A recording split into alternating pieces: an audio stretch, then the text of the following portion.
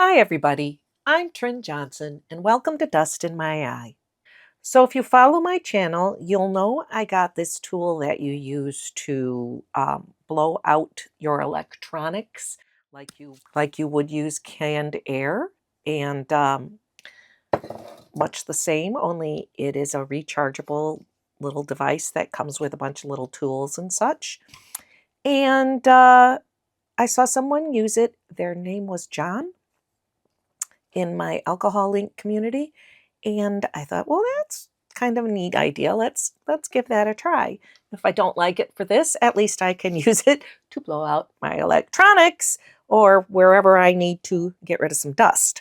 So anyway, so I'm going to do that today. I said I would bring you along while I played with that. First, I want to go through the things that I normally would use, which is most of the time I use my airbrush. Um, I get a pretty decent, it's loud, a pretty decent amount of air through it, and I can do almost anything I want with this. The second thing I use a lot is this hair dryer that has a very low setting. It came with a little tool on the end that I just don't use. And it has a cool, a low, and a high setting. And the low setting works lovely if I want to do rosettes or something. It's very, very low, and I like that. If I'm teaching a class, I tend to use these bulb syringes because they're quiet and I have enough to go around. I don't have, I usually do around 12 people, and I don't have 12 airbrushes or 12 blow dryers or anything. So this works well, and it's a nice way to learn to move the ink. Or you can use a straw and blow through a straw. So that would be another option. But today we are going to concentrate on the three dryers, blower things that I have. I also have this Ranger little craft tool. It's like a heat gun, and this does work well if you want to do rosettes also. But it also, what I found it works nicely for is to dry the ink, because for a lot of the techniques I use, I like to dry the ink first. Sometimes I put the alcohol down and then the ink, and sometimes I put the ink down and then the alcohol. It just depends on what I'm trying to do. But this works nicely to speed up that process, and it's quite quiet. So it's not invasive. But the airbrush, when it kicks on, or the blow dryer, or this thing, is very loud. That's the one thing I don't really like about it. But I do like that it doesn't have a cord. I wish that you could use it with the cord so that it would stay charged, but you cannot use it while the cord is plugged in. So it loses its juice, and then you have to recharge it, which is fine unless you're doing a whole big day of painting. But I'm going to just do some examples, and I'm going to be using Ranger's pitch black because I really like pitch black. And I'm going to try to show you the three different main things I use and how I use them at their best. So the first thing I guess I will do is lay down some ink. And I'm going to use this heat tool to dry it.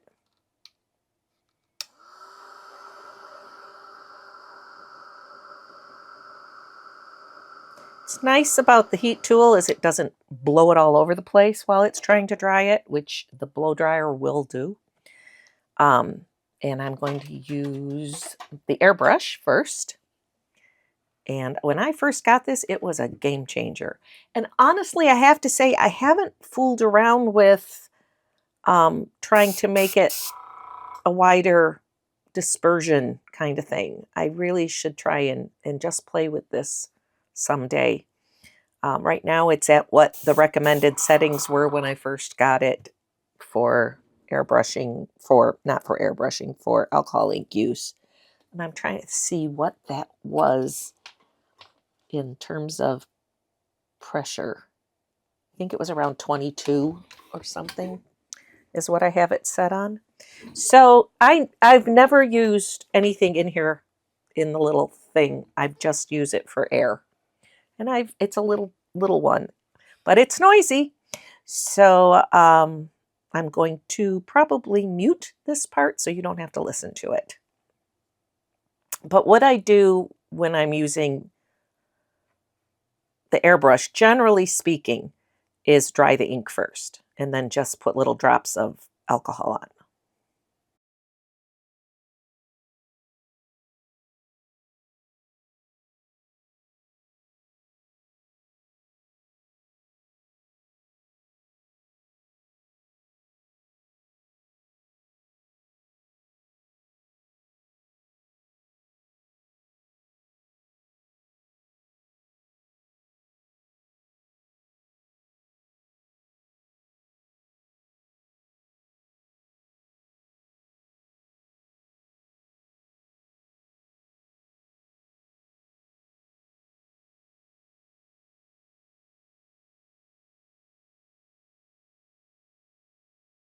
So you can kind of get the idea of what this does. It disperses the ink really nicely.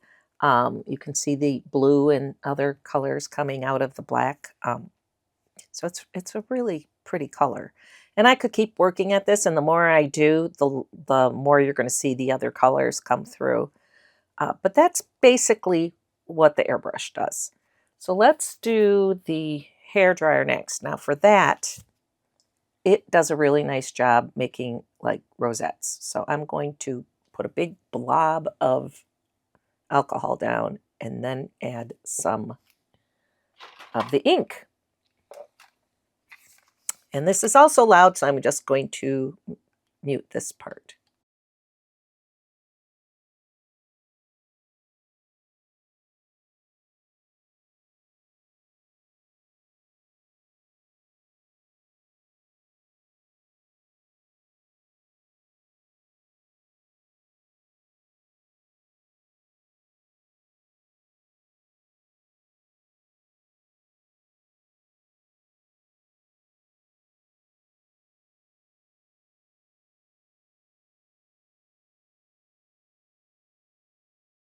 Now, you can also add a little ink. You can also add a little alcohol in the middle and get more contrasting circles so you can see the inside a little bit better, the middle of the rose kind of thing. But that is a technique I like to use the hairdryer for. You can also use the hairdryer for really soft petals. So let's just take a drop here.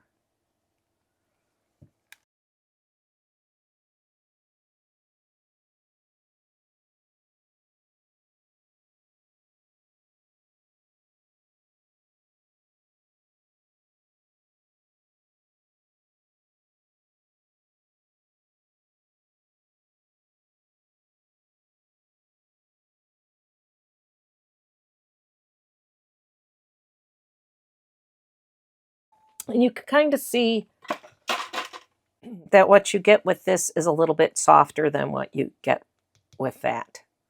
So now we're going to just play around a little bit with this one. And again, for this, I'm going to start with just some black and get it dried.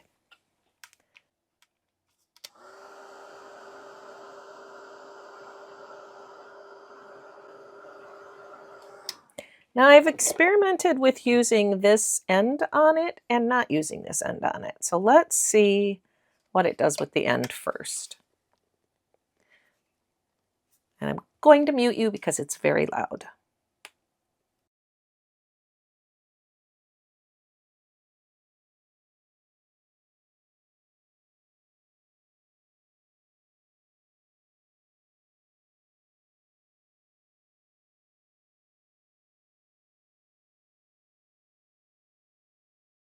And you can see that does a nice job of letting it disperse a little bit more.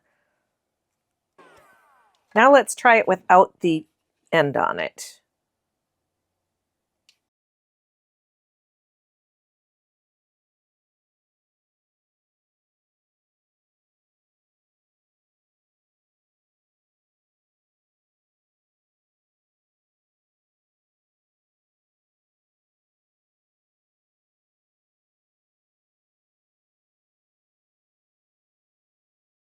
Now, I find I get more of the little stringy thingies that I'm not particularly fond of.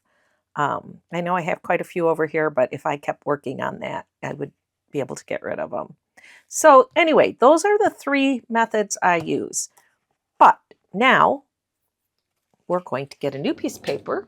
So I have this Lazy Susan here, and I have panned out a little bit. I think I'm going to pan out a little bit more because I find that when I use this tool particularly, it is hard for me to come at it from a different direction. When I use my airbrush, I'm pretty good. With the airbrush, I can do this sort of thing, but with this thing, I find that hard to do. I don't know why. I feel like less in control with this. So probably because with the airbrush, I push on a button and it blows and I stop pushing and it stops. With this, in order to get it to stop, I have to aim it somewhere else or hit this 3 times. So that's probably part of it.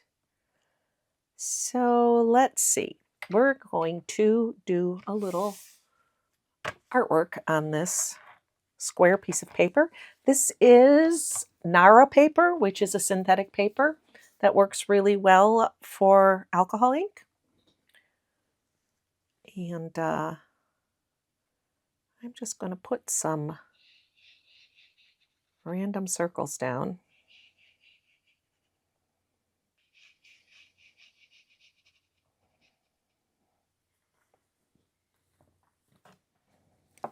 And we're going to dry them.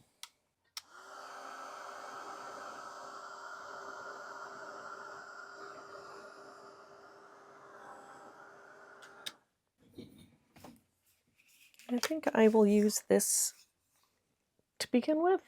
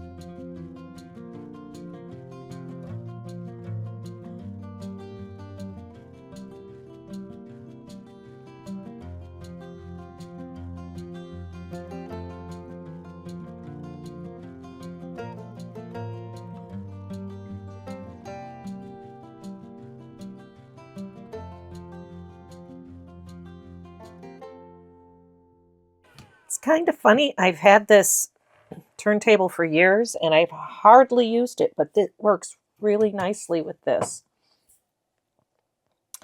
And it's kind of fun what it does.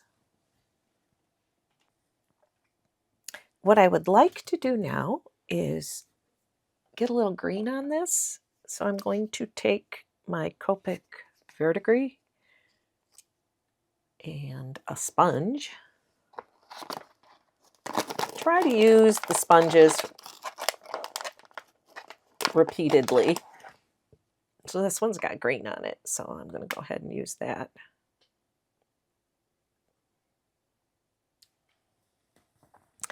And I just want to get a little hint of greenery behind it.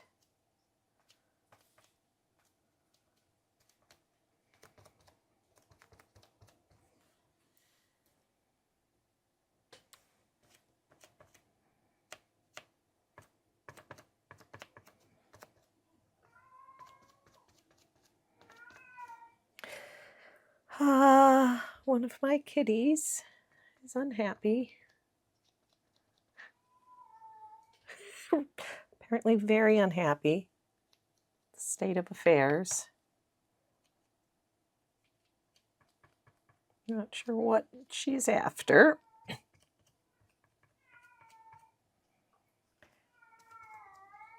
Oh.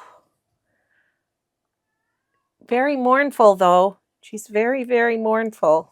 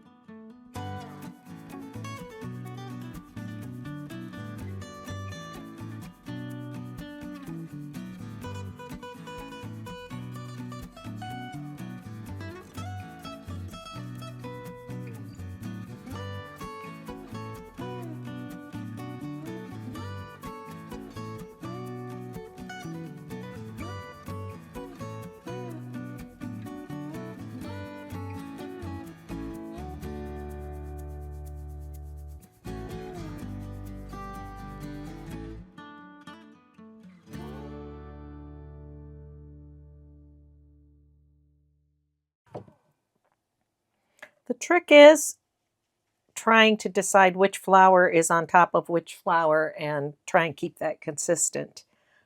This one on the bottom kind of got buried a little bit, but I don't think I mind that. Don't know if I like that, so I might do that. Let's try that.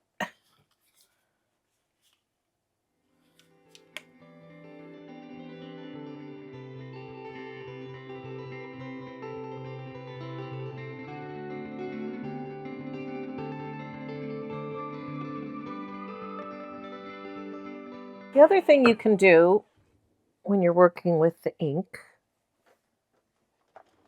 oh, my paintbrushes went flying, is nudge things a little bit with a paintbrush. So, for instance, this area in here is a little dark. So I'm going to just use a little alcohol on a brush.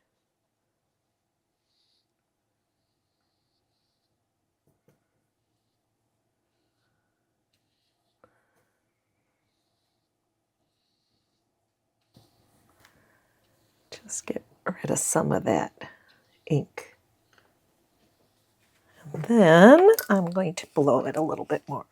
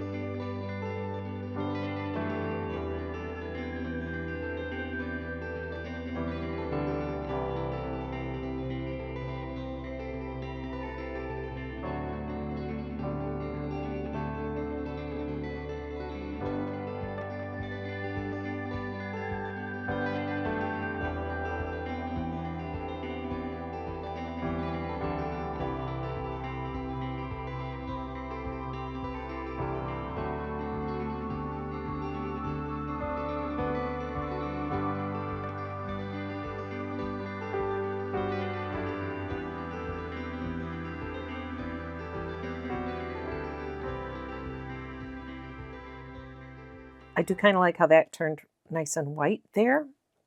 I don't like this. But when you think about it, if you put this in a frame, you're going to lose everything on the very edges, so it's not that big of a deal. But that lightened up a little bit, although it's a little dark in there again. It's always a lot of give and take with alcohol ink. And you have to understand too, this was just one color and the green. It's just what this black does. Just a little bit more here.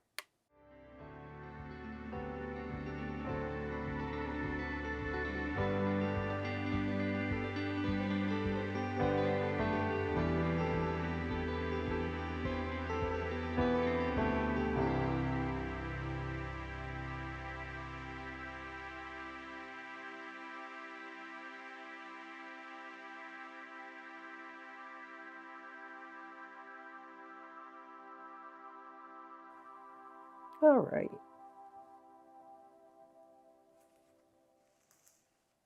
Get this a little more centered. I hope that wasn't too hard to see.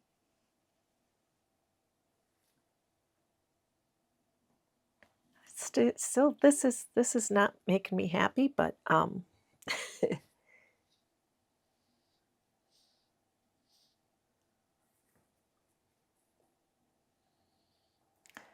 it's all personal preference. But I am trying not to do. Other people might go, "Oh, I think that's the coolest part," and that is truly your prerogative, because that's how this kind of is. So I have these two pieces of mat, like, so that I can adjust my size, and you can see what it would look like if it were matted. And I think that's kind of cool. So anyway, so I like this new tool. It's noisy. I will give it that. I don't like the amount of time it takes to recharge it. Let me see what it's on battery-wise right now. So it only went down 1 bar for all that. That's not too bad. It does take quite a while to recharge, I have found. But it's kind of a little bit different. You could tell by what I did at the beginning that, let's see, it's this way. It does things just a little bit differently than the other ones do. Would I use it exclusively? Probably not, but it's certainly a nice thing to add to the toolbox when I am working on inks. So I don't know if you work with alcohol ink or if I've inspired you to maybe pick up some alcohol ink and work with it. I fell in love with it about, 8 years ago. And I keep coming back to it for various reasons. But one thing to know is it has problems with light fastness. So I always spray everything with a couple coats of Camar to set the ink. It's made by Krylon. It is Camar varnish, and I give it a couple coats of that, and then I give it a couple coats of UV clear, also a Krylon product. I think this one's matte. And if it's something that, like a box or something lid that I'm going to be using a lot, I will put a couple coats of polyacrylic Minwax on it also. Sometimes I spray it, sometimes I roll it or brush it on. I have it both ways. But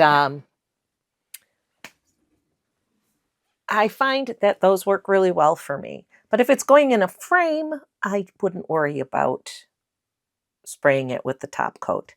And honestly, I have not personally had a lot of problems with them fading. Even the pinks, I really, really haven't. Now, I don't hang it in direct sunlight, so I don't know if that's what it is, but I don't hang it in the dark either. So, but I've had no problems with any of my alcohol inks fading. So take that for what it is, and I hope you enjoyed it, this little video. And not too bad for about under $30. So a lot cheaper than my um, airbrush was. So anyway, thank you so much for watching, and I will see you next time. So I decided to splatter some clear alcohol on the darker parts, and I thought I turned the camera on. I did not. And I kind of like what it did. You can see it just adds a little interest.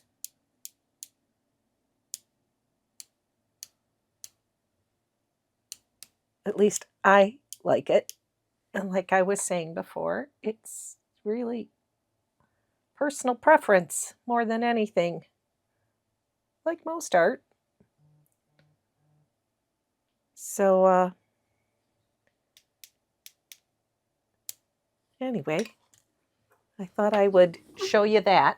Let's get this back on here so you can see what it did. And once again, thanks for joining me. And if you would like to, please check out my Etsy shop where I print some of my artwork, along with cute little monsters and other fun stuff for sale.